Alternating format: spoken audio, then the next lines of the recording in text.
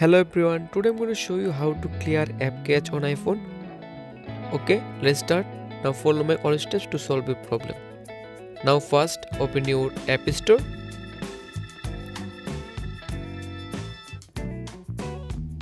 Tap on profile icon. Scroll down. Tap on personalized recommendations.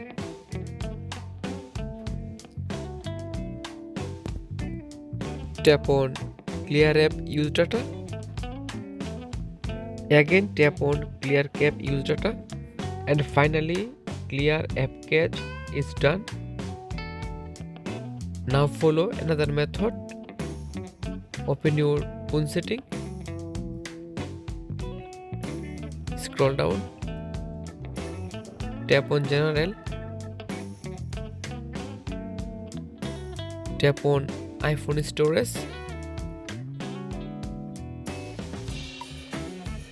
Scroll down. Here upload the app you want to clear app cache from and reinstall it again.